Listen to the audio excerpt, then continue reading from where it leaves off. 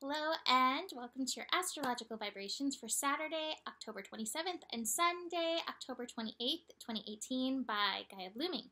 Our energy mantra is the universe is always working to evolve me into my power. Let me do that one more time. The universe is always working to evolve me into my power. And in saying that, we are in our first evolution day of Sun in Scorpio. Evolution days of Sun in Scorpio are always interesting because Scorpio can be a very triggering sign, as Scorpio likes to get real and Scorpio is not afraid to delve into the darkness. Not to mention, we do have really strong Scorpio energy with Venus perigee right now. That's the place closest in the orbit to the Earth, so we're really working that energy of the Venus retrograde, our worth and relationships. If relationships are wonky, it is a call to look towards yourself right now. And especially if there are things that are bothering you in relationship, this is really a call for you to look at your shadows, because chances are there is some kind of mirroring going on, even if it's a funhouse mirror, meaning it's not exactly an exact mirror. There's some level of reflection. So your best work right now is through self-care and looking at yourself, at what's going on. That's the same with revolution evolution energy. Revolution evolution energy is about your personal evolvement. I don't know if that's a word. Your personal energy of revolution evolution within yourself. The universe is always trying to push us into our power. Sometimes we're like, stop pushing. And this year has definitely pushed a little bit harder. So, this revolution evolution energy, you may feel it. Be aware of it. If you get triggered, come back to yourself. How are you being pushed into your power with this? How are you giving away your power right now? How can you stand in your power in and through this energy? Those are questions to ask yourself, especially if you are feeling triggered. That being said, we have the moon finishing up in Gemini. And one thing I want to mention, we have a temporary yod. It's a really fast yod because it is dealing with the moon. And the moon changes degrees roughly every 2.5 hours. But we have this yod that's focusing right on Jupiter conjunct Mercury, which, by the way, Mercury is going into its shadow. So much going on. But this yod, it's Uranus and the moon. So moon finishing up in Gemini, Uranus at 0 degrees in Taurus, about to go back into Aries, pointing at Jupiter, expanding the energy, and Mercury. So, your mind may go here with this.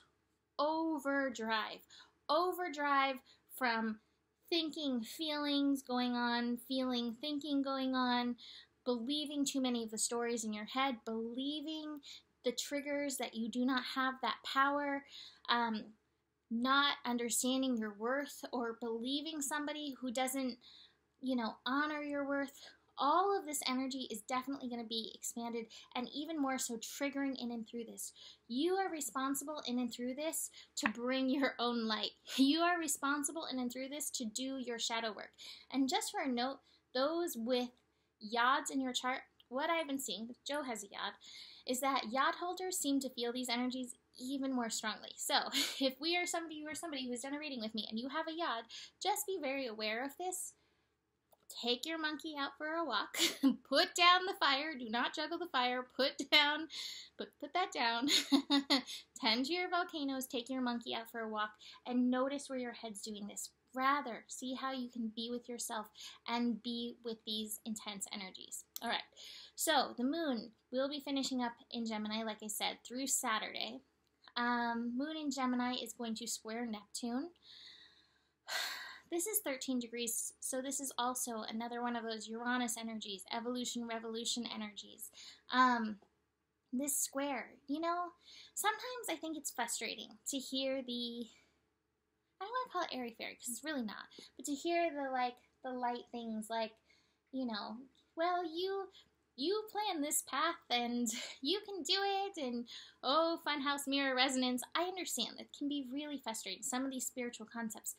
But the frustration doesn't mean that it's not true and it doesn't have validity and power for you in and through this. If you find yourself getting triggered by these things, again, notice where you may be subjugating your own power. I think so often it can get so exhausting doing the work, so we just kind of do want to pass the buck. But I keep getting reminded, this work is an adventure. Seize the adventure, take the adventure, and take the responsibility. And that is the next connection that we have being made. Saturn, also at 4 degrees. All of this 4 energy, all of this evolution, revolution, shift energy. Sun is connecting to Saturn. So Saturn is like, hold your responsibility for the shadows that come up. Hold your responsibility for the monkeys that come forward and through this. Do the work that you have to do. It's okay to do it at your own pace. It's okay to go slow with it. You know, you don't have to speed through it, but you have to show up for yourself. You have to take responsibility for your life. Nobody is doing anything to you. The universe isn't doing anything to you other than trying to push you into your power. And if you are resisting, that's what I found is actually the biggest shadow that most of us have that we don't even realize it, and I'm including myself in this, is the shadow of resisting spirit. Just think about that, you know, like how often you're like, I don't want to do it, I don't really trust spirit, all of that. That's shadow energy. And that's when we're not even like fulfilling and trusting our own personal light. So it is your work to keep shedding those layers and moving through that. On Saturday, the moon is also going to meet up with Mars. That actually feels kind of good. It's a nice trine energy, so that might mean some nice little fun energy. Take some fun action with friends, community, like vibrational energy on Saturday night, and that can also help shift the triggers and shift you back into your power. A lot of times, fun, soul-aligned fun will shift you back into your power and be like, oh yeah, this is why I'm here. Okay, I can do this. All right, so then we go into void moon for a long time. So void moons are interesting. Void moons can be a bit wonky, and things can move in various times. Sometimes a void moon can almost be a little bit like a Mercury retrograde. We have that from Saturday evening until Sunday afternoon. The moon will shift into Cancer Sunday afternoon, 4:27 p.m. Moon in Cancer plus Sun in Scorpio plus the Pisces energy going on means we have grand trine water energy going on in our lives. Emotions come up, the emotions flow. Hopefully they are again going to show us where we need to do the work. And hopefully in and through these emotions, you know, it's not just negative emotions. Hopefully we will have some of those nurturing, tender, compassionate emotions for ourselves to help take us through these energies. On Sunday, the moon in Cancer, another C word, is going to meet up with Uranus, first and foremost, the worth stuff, nurturing our worth stuff. Uranus is going to be moving back into Aries soon enough, but really take this energy right now because this lesson is such a big push with Venus retrograde as well. The moon is also going to meet up with Venus, speaking of Venus retrograde. So again, I feel like that moon in Cancer, its first and major work is like nurturing the self, tending to the self, caring for the self, and really working on the worth process.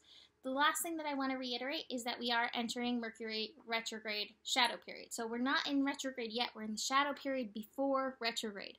That has begun.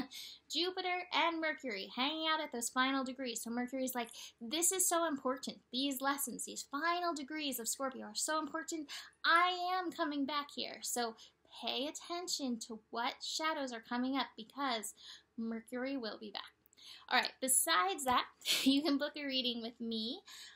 Email mimiclark@gmail.com. Jupiter is shifting into Sagittarius, so I'm offering a Jupiter in Sagittarius reading for $33. Jupiter in Sagittarius is going to be a really bright light in and through the astro over the next, basically 13 months. And it's really good to utilize the grace and the benefit of Jupiter. So looking at where it is in your chart so you can utilize that energy. And if you have any planets that it's going to be working, where are you going to bring this good into your life? And where can you temper the other expansive habits of Jupiter energy? $33, email me and I will send you an invoice for that and get that set up. You can always email me for other readings as well, mimiclark@gmail.com. Join my Patreon. This weekend I'm going to be doing sign by sign for Scorpio. And I'm going to be doing the Scorpio card pulls for my Scorpio Sun and Rising people. So you still have time to join for both of those things. Besides that, you have the power. The better it gets, the better it gets. And there is enough love in the world for you. Namaste.